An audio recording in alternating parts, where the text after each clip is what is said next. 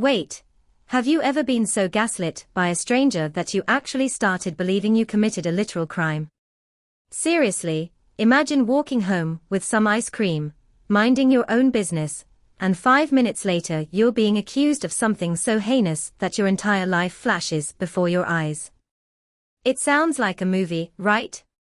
But for those of us navigating the world with ADHD or autism, the gap between what we think and what we actually do can sometimes get blurred by sheer, paralyzing panic. The problem is that our brains don't always play fair under pressure. I live right next to a BP gas station. It's my go-to spot. On this particular afternoon, it was one of those typical humid days where you just need something cold. I went down there to grab some ice cream for me and my mom. Simple, right? But when you're neurodivergent, a simple trip to the store involves navigating a minefield of social cues, sensory inputs, and the constant internal monologue of "don't look weird." I was standing in line, just waiting my turn, when a split second of intrusive thinking turned into a week-long nightmare that nearly broke my confidence. So, here's the setup. I'm in line at the BP. Directly in front of me is a guy with his 2 daughters. They looked maybe 8 and 10 years old. The dad had this little rat tail of hair at the back of his neck. Now, if you have ADHD, you know about intrusive thoughts.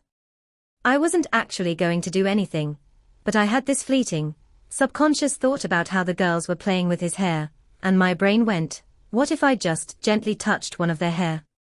To be clear, I didn't do it. I didn't even move. But then, one of the girls backed up right into me. It was a total accident. She looked up. I gave her a polite, awkward smile like anyone would, and that was that. Or so I thought. I paid for my ice cream and started walking home. But here's the thing about high-stress situations. They can actually trigger false confessions in people who are prone to anxiety.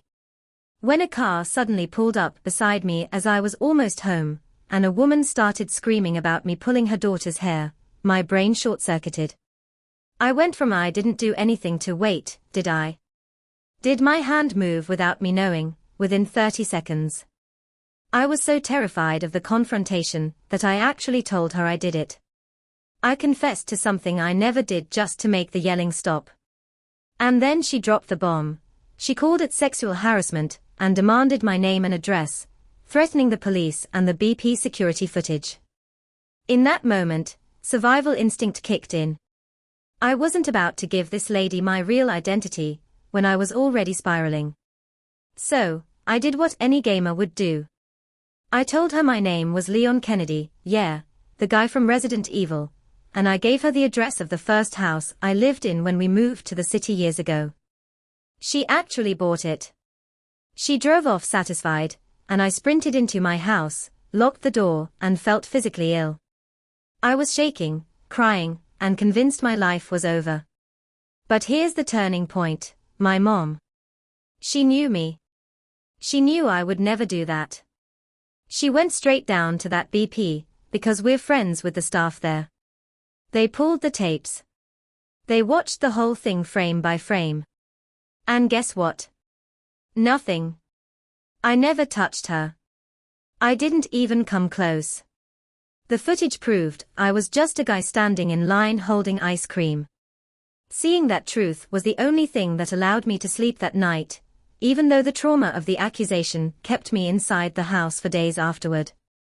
But here is the kicker, the absolute cherry on top of this garbage sundae. A few days later, my mom and I were back at the BP to get gas.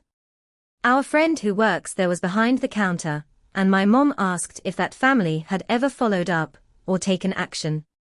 And get this, the clerk said they hadn't mentioned it again, and seemed to have completely forgotten the event even happened. They moved on with their lives in 20 minutes, while I spent a week trapped in my house, terrified I was a monster. I was pissed off, to say the least. It's crazy how one person's misplaced anger can completely derail someone else's mental health. Have you ever been accused of something you didn't do? How did you handle the false memory trap? Let me know in the comments, and don't forget to hit that follow button for more stories about navigating life on the spectrum.